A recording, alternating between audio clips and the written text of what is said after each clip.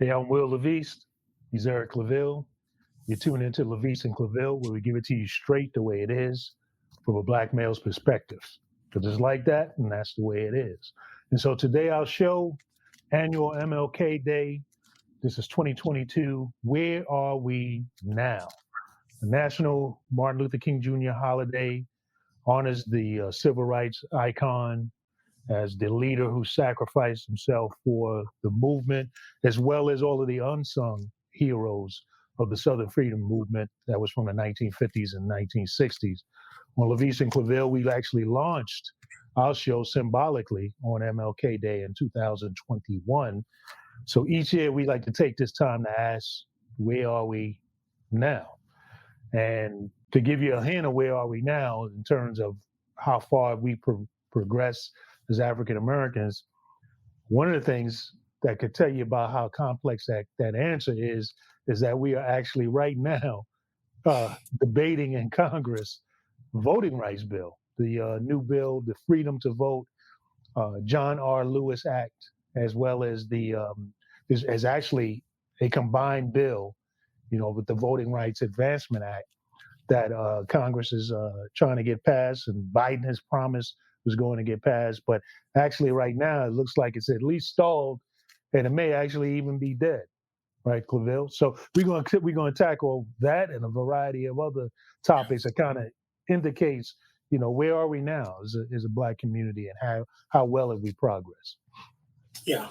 Will, again, in reflecting back on two things. Number one, our launching of LaVeist and Claville this time on last year.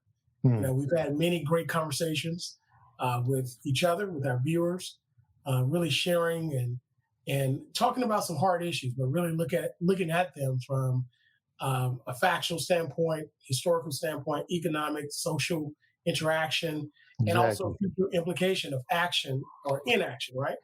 So where are we now? I look back at the year that we had, and a phenomenal year. Of course, it was a pandemic year. And the future of LaVeist and Claville. So I'm really excited about what we have moving forward, both working with you and our producer, Benjamin Bailey. And as I reflect upon where are we now, looking at the life of MLK, the work of MLK and many others, and also the legacy of MLK, given where we are in current state, it really takes me aback, how there was so much promise, so much, bloodshed, so much death, right, so much sacrifice, on our side, our ancestor sides, and those that worked and marched alongside with us. And for us today to be talking about voting rights, it's almost a slap in the face, just to be very honest with you. We know that, of course, historically, the 1965 Voting Rights Act was actually created in order to provide the protections to primarily African Americans and others disenfranchised that were subjected to Jim Crow era of laws and public policy and practices on the local level that prevented them from voting. So even though you could vote, according to the U.S. Constitution, of course, passed with the 13th, 14th, and 15th Amendment in that package after the Civil War, to effectuate your right to vote was very hard. In other words, you had to pay poll tax, you had to do a literacy test, sometimes grandfather clause, guess how many jelly beans in a jelly jar, right. And then also sometimes even death. Keep in mind, Medgar Evers out of Mississippi, former head of the NAACP, was actually shot and killed going into his house, shot in the back of the head because he dared to register people to vote. That's it. Yeah, so another way even looking at that act is that's where African Americans actually gain full citizenship in the United States, because if you don't have the right to vote secured, can you really say that you have full citizenship? That's a good point, Will, because, as John Lewis stated, and we're going to talk about as you mentioned, the John Lewis Voting Rights Act, it is the most powerful nonviolent weapon we have in our democracy. As a matter of fact, it's the most powerful it's the most powerful nonviolent weapon that anyone has across the world. That's Right. why we work so hard to keep our elections free and fair, which they are. They are. You know, we're not going to get into that rhetoric Yeah. that some are spewing, that vile rhetoric, those lies that say that it's not, because they are. Even based upon their own chosen recounts, they are. Exactly. But that's why we fight so hard across the world to say, let the people have a voice. Because many times, I mean, you and I, you've reported, I've worked in various halls of government, and we know the average citizen can't access, unfortunately, like the very few can access. But your voice Right. to be heard is your vote. Right. So that was one of the biggest achievements of the civil rights era, of the Southern freedom movement, Yeah. led by King. And so, like you said, to go from that act to here we are in 2022, still questioning whether we should have voting rights or it needs to be protected is, that's, like you said, a slap in the face. It's just quite an irony to when you start to assess, okay, where are we now? How much have we really progressed as a people? Yeah. And I want our viewers to understand that, yes, you do have the right to vote. But the question becomes, how much protection do you have around those various rights? Right. And how can your local, state government and local government effectuate barriers in order to access the ballot box? So if I could just give a quick lesson, an example of where we are. So yes, you do have the right to vote. However, the Supreme Court ruled that the pre-clearance portion, the formula utilized for pre-clearance in 2009 in Shelby County case versus Holder was outdated. So basically, with it being outdated, then it nullified pre-clearance, which basically meant that if your state government makes any changes to voting districts, the way you vote, IDs, and whatever the case may be, it first had to go through the Office of Civil Rights in the U.S. Department of Justice to be pre-clear to say it's okay, which means that it falls within the law, right? Right. When that was eliminated, immediately states went and created and enacted policies, laws from back when, in order to help to disenfranchise Black voters. Matter of fact, in North Carolina, the Fourth Circuit Court of Appeals stated that the laws that were created by the state legislature were, quote, surgical precision to disenfranchise Black voters. In one county, where North Carolina A&T is located in North Carolina, they took 15 polling places and put it down to one, right? Right. So what does that do? It eliminates access to the ballot box. Of course, we have states like Florida, states like Texas, and Georgia. They were all also done the same thing. But when you take a look what happened in 2019, 2020, more specifically, state legislators such as Virginia and Georgia, Virginia signed the Voting Rights Act here on the statewide level, which is the first in the South to do so, under former Governor Ralph Northam. And what that did, that helped to protect local elections from these types of disenfranchising mechanisms, these policies.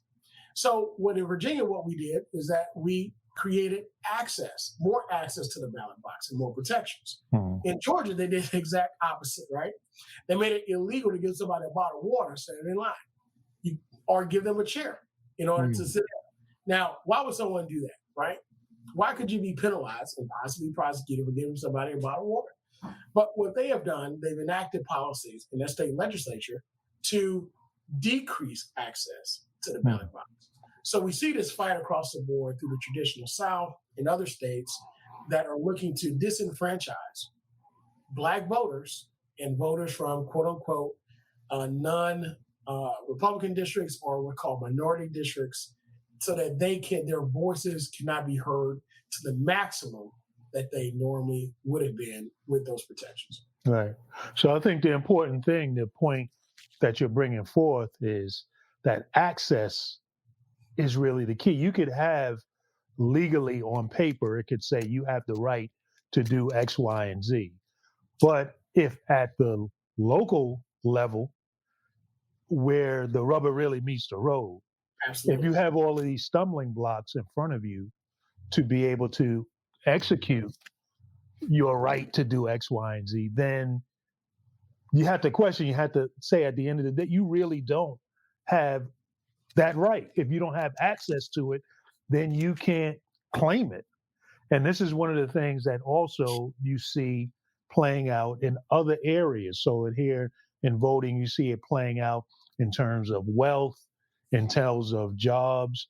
And so when you try to look at how well is the Black community doing now compared to back in the 1960s or so, it could be a little difficult because the data wasn't always kept, and a lot of the data that has been kept looking at this is it only goes back to like 75 or so. But as you look at certain areas like wealth, like access to housing, which was another point of the civil rights movement and Southern freedom movement, I think that's very important for people to understand that it was really about access. A lot of times people reflect back on that period and they think, were Black people fighting so that they could be among white people or so that they could have and sit in schools next to white people?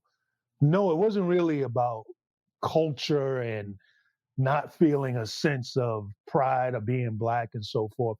It was about access. If you don't have equal access to things in the community that could lead to upward mobility, then you're going to have inequality. And that's why one of the reasons why Supreme Court, Brown versus Board of Education, identified that separate but equal is inherently unequal. Because if you can't in a society have separation, you can't instinctively, you can't have equal access. Then what was the point of the separation? The point of the separation is to put stumbling blocks in place to limit access. And that's a lot of what we still find ourselves fighting today. So as you start looking at some of the other areas, like I mentioned, wealth, you talk about access to jobs, talk about access to capital. So I pull, like under wealth, I pulled some stats that showed that, for example, back in 1968, data shows that the average typical Black family, their level of wealth was $2,467. $2,467. Wait a minute. And now today, but think about it, and you will say, people will say, okay, well, the dollar was different in 1968 or so, but it's still $2,467, and that was still, six times less than what white Americans had, which is essentially the same ratio that we have now. So around now, the average wealth, Black family, believe it or not, $17,409.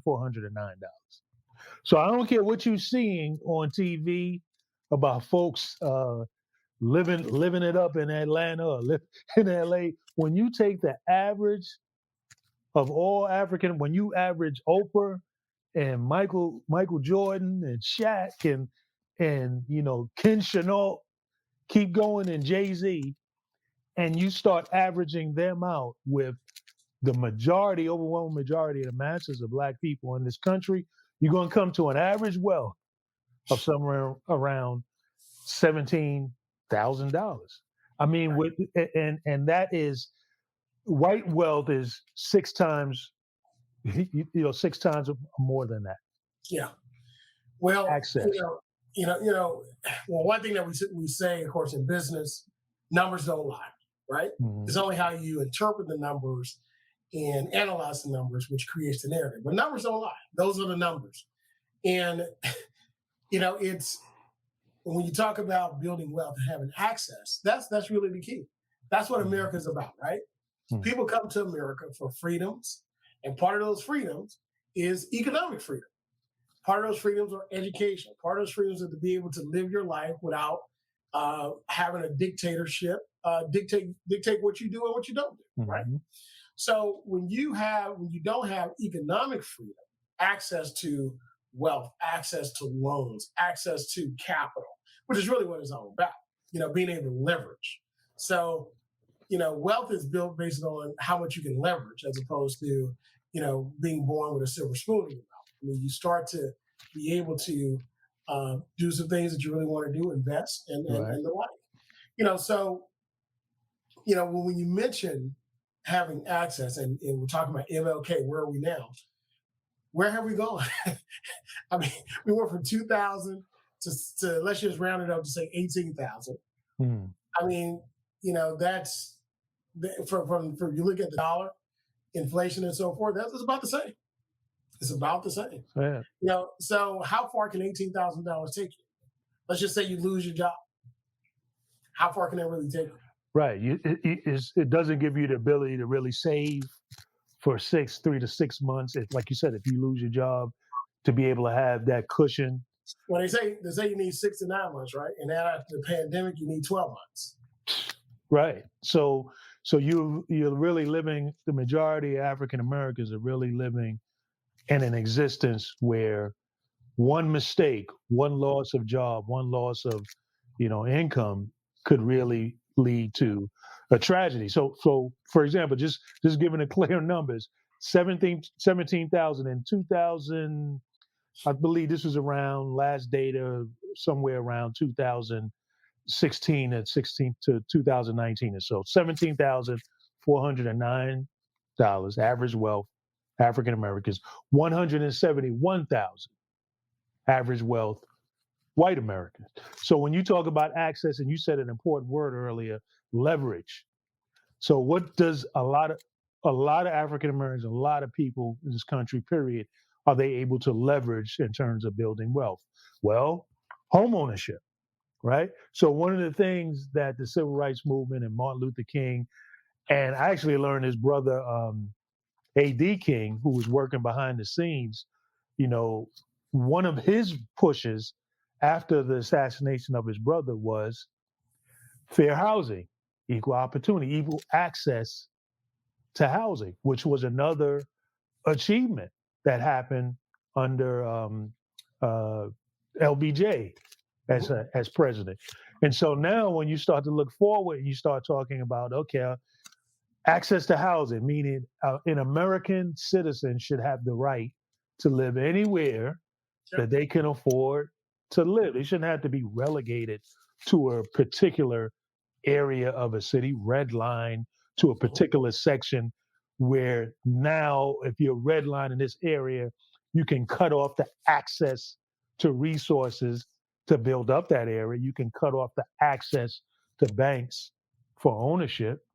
No, an American citizen should be able to live anywhere that they can afford or that they want to live. So now you look at what is happening with home ownership and access.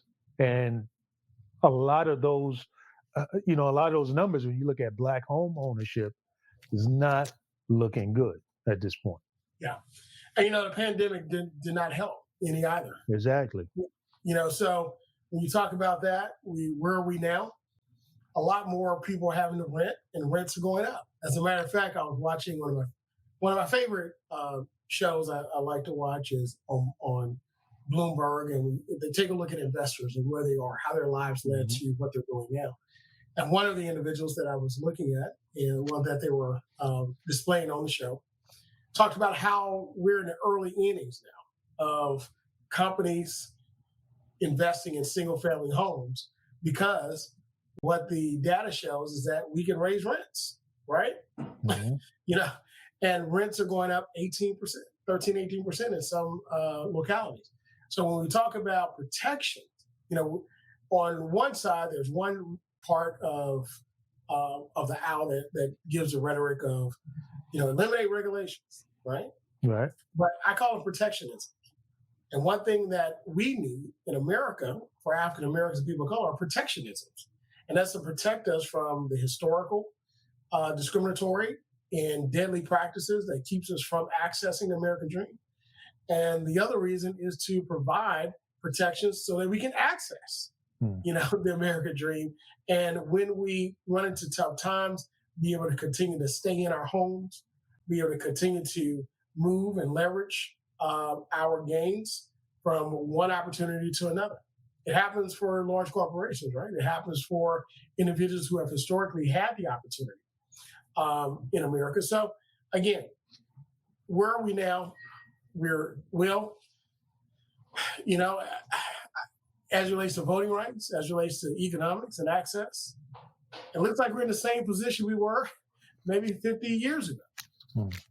And I don't want to distort the gains. I don't want that statement to distort the gains that we made as African Americans or Black people or people of color. I don't want to distort it. We made tremendous gains. Of course, we've got our first Black president, first Black family in the White House.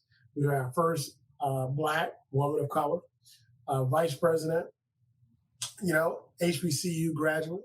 I mean, we've had all of our firsts in a lot of places and behind the scenes, because you and I understand that the person in the front has the ability to bring those about hundreds if not thousands of others behind them in positions, right? So if they choose to do so, right? That's another show, Will. Did you take advantage? Well, question is, you got the power. Did you use it? Right. So, but you're right. There have been many gains, and so, for example, an example of gains is like in the area of poverty. So it's not all dire. So in 2019, the poverty rate 18.8%, or basically 19%, which is actually half of what the poverty rate was around 1966. So in 1966, you had 10% of white folks lived below the poverty level, and 34% of African Americans did. So when you look at from the 1960s to now, poverty has been halved in the Black community. So again, that's something that's very important. That a lot of time, and another thing to look at that is, I often hear people talk about the Black community may have been better off during segregation because we had more Black-owned businesses. We had more a sense of a community, right? And for example, there were fewer single-parent households, which is true because you had a stronger marriage. And the reason why I mentioned single-parent households, primarily led by women, is not because of some paternalistic mindset, but because there's a direct correlation between poverty.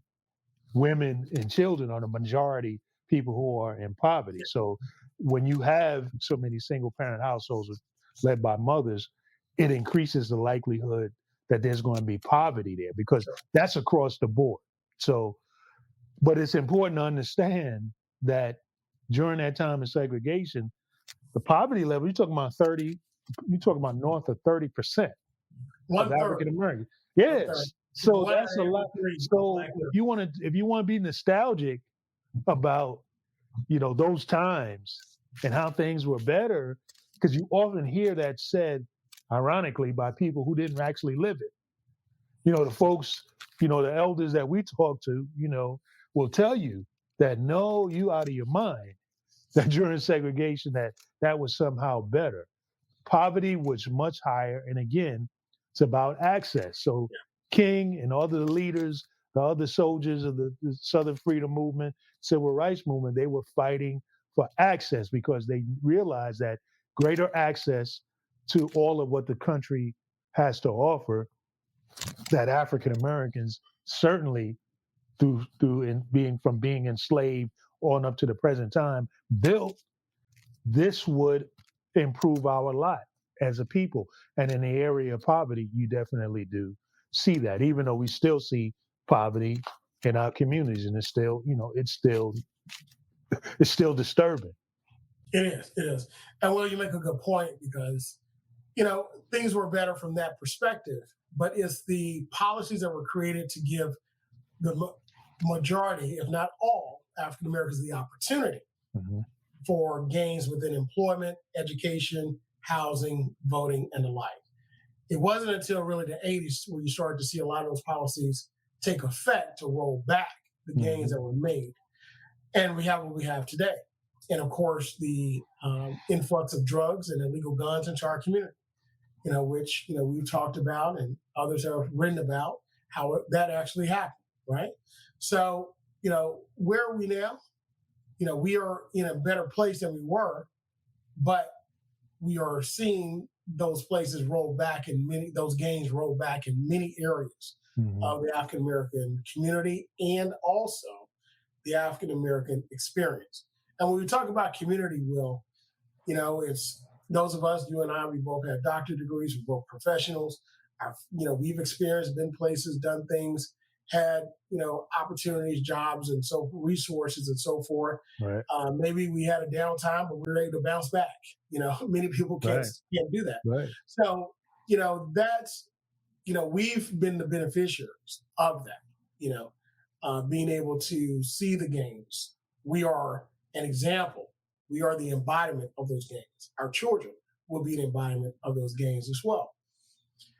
But for the larger group, that's not the case. Right. One mistake can cost them, as you stated before, cost them everything. One bad move, one bad investment, one bad decision, and they don't get the second chance or opportunity.